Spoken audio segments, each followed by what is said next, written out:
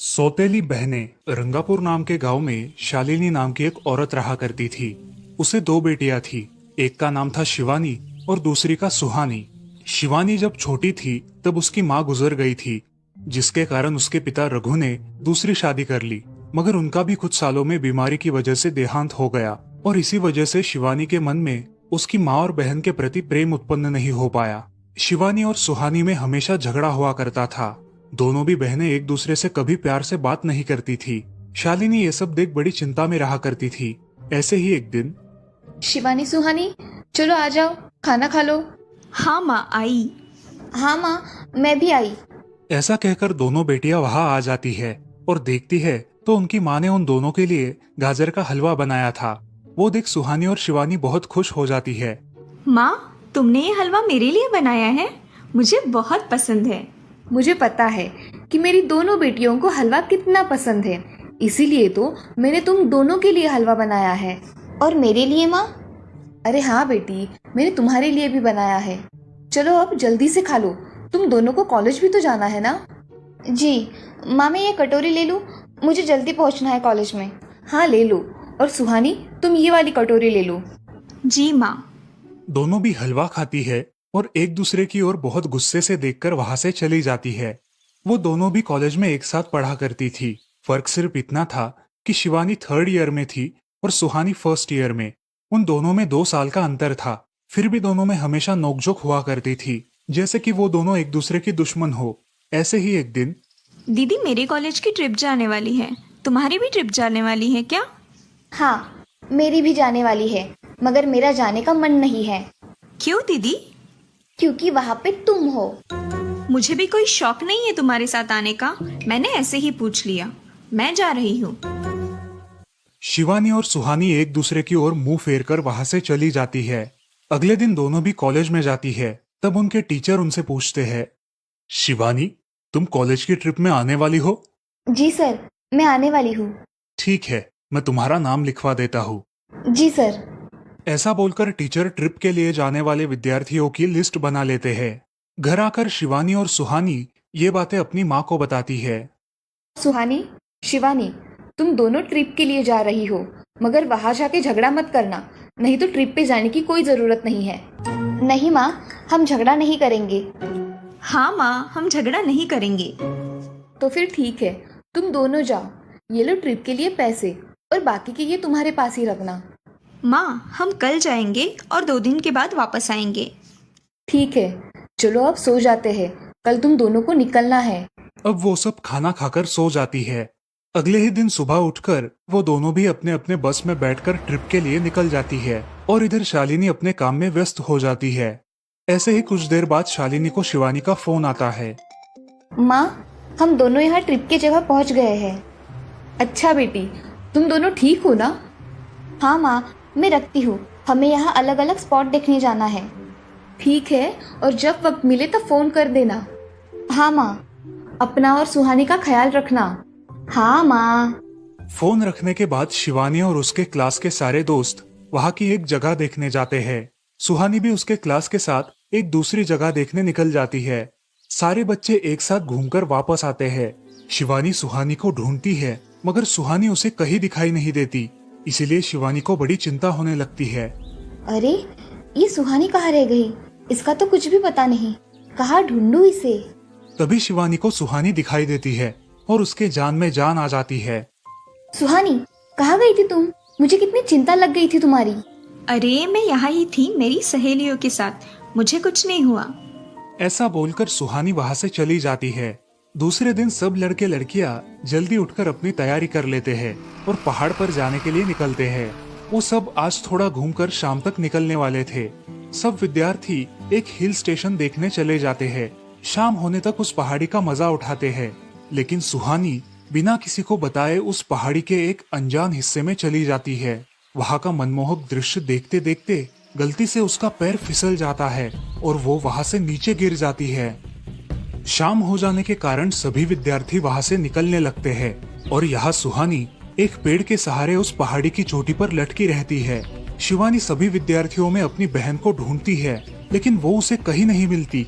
सुहानी को ढूंढते ढूंढते शिवानी वापस उसी पहाड़ी के पास आती है और उसे आवाज लगाती है। सुहानी, सुहानी कहाँ हो तुम? दीदी मैं यहाँ हूँ, बचाओ मुझे, मैं यहाँ हूँ। सुहानी की आवाज की ओर जाते ही उसे पता चलता है कि सुहानी पहाड़ी पर लटकी है। ये सब देखकर शिवानी बहुत घबरा जाती है। शिवानी अपनी पूरी ताकत लगाकर उसे ऊपर खींच लेती है। तुम यहाँ क्यों आई थी? अगर तुम्हें कुछ हो जाता तो मैं क्या करती? माँ को क्या जवाब देती? दीदी मेरा पैर फिसल कर मैं वहाँ गिर गई।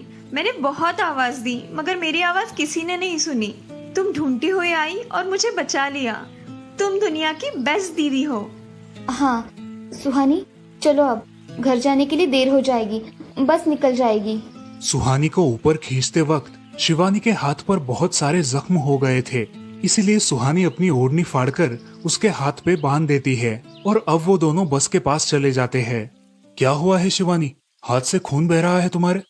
कुछ नहीं सर, मैं वहाँ पे गिर गई थी, अब मैं ठीक हूँ। टीचर और सारे छात्र गाड़ी में बैठकर घर जाने के लिए निकलते हैं। घर आने के बाद शिवानी सारी हकीकत अपनी माँ को बताती है और वो सब सुनकर माँ दोनों को गले लगाकर रोने लगती है। तुम दोनों एक दूसरे के साथ होते हो, इसीलिए मुझे कोई टेंशन नहीं रहता, मगर मेरी बच्चियों खुद का भी ख्याल रखा करो। उस दिन के बाद दोनों सौतेली बहनों ने अपने बीच की सब नोकझोंक बंद कर दी और हंसी खुशी सगी बहनों की तरह रहने लगी। दोस्तों, इस कहानी से हमें ये सीख मिलती है कि हम सबको एक दूसरे के प्रति द्वेष की भावनाएं छोड़कर प्यार से रहना चाहिए। चंदनपुर नाम के गांव में चंपा नाम की एक औरत रहती थी। पति, 2 बच्चे और एक बेटी, ऐसा उनका पूरा परिवार था। उसका पति श्रीधर पोस्ट ऑफिस में जॉब करता था। उसके कमाई से ही घर चलता था। चंपा ने अपने घर के सामने एक छोटी सी दुकान खोल के रखी थी। उससे उसे जो भी मुनाफा होता वो अपनी बेटी की शादी के लिए जमा करके रखती। ऐसे ही बहुत दिन बीत जाते हैं। अब बच्चे भी बड़े हो जाते हैं। बड़ा बेटा अशोक डॉक्टर और छोटा बेटा रवि वकील बन जाता है और दोनों अपनी ट्रेनिंग पूरी करने लगते हैं। एक दिन उनकी बहन ज्योति के लिए एक अच्छा रिश्ता आता है और ज्योति की शादी पड़ोस के गांव के सरपंच जी के बेटे से हो जाती है। ज्योति बहुत ही कामचोर और गुस्सा करने वाली होती है। इसी कारण उसके ससुराल से उसे निकाल दिया जाता है। वो अपने पति को लेकर अपने मायके रहने आती है। अब चंपा का जमाई दुकान चलाता है और चंपा और ज्योति आराम से वहाँ रहती है। अरे ज्योति, जरा अपने कामचोर पति को कुछ काम करना क्यों नहीं सिखाती हो? कुछ काम का नहीं है वो। अरे हाँ माँ, उनके पिताजी ने तो उन्हें ही घर से निकाल दिया और हमारे माथे मर दिया। जाने दो, पति है। माँ और बेटी इसी तरह तानेबाजी करती रहती। अब बड़े बेटे अशोक की शादी उन्हीं के गांव के एक लड़की से करा दी गई, लेकिन उस लड़की से भी चंपा बहुत काम करवाती और वो बेचारी सासू माँ का आदर करके सब काम चुपचाप करती थी। एक दिन वो काम करके थक गई और एक जगह पर बैठ गई। ए कामचोर कमला, इतना सारा काम पड़ा है घर में, क्या वो तुम्हारा बाप आके करेगा? चलो उठ, काम कर। हाँ हाँ माँ जी, करती हूँ। ऐसा कह के कमला अपने काम पर लग जाती है और सारा काम खत्म कर देती है। चंपा अपने बेटे अशोक से घर आने के बाद चुगलियां किया करती थी। अशोक घर आकर कमला को बहुत भला बुरा कहता और कभी कभी तो उस पर हाथ भी उठाया करता था। ये सब रवि देखा करता था और रवि को बहुत बुरा लगता था। अशोक मारने आता तो रवि बीच में पड़ जाता और माँ बाप को डांटता था और वही झगड़ा खत्म हो जाता था। ऐसा बहुत दिन चलता रहा। रवि को रंजना नाम की एक लड़की बहुत पसंद थी, जो कि एक न्यूज रिपोर्टर थी। क्या तुम मुझसे शादी करोगी? मुझे तुम बहुत पसंद हो। हाँ, मगर रवि, तुम्हारे घर में तुम्हारी माँ का बर्ताव मुझे बिल्कुल पसंद नहीं है, इसीलिए पहले तुम इसका कोई हल निकालो। अरे रंजना, मैं हूँ ना तुम्हारे साथ, तुम्हें टेंशन की क्या बात है? मगर रवि, तुम भी अगर मुझे मारने पीटने लगे तो मैं तुम्हें कोर्ट में खींचूंगी। अरे हाँ बिल्कुल, वो तो तुम्हारा अधिकार है। अगले दिन रवि अपने घर में रंजना के बारे में बताता है।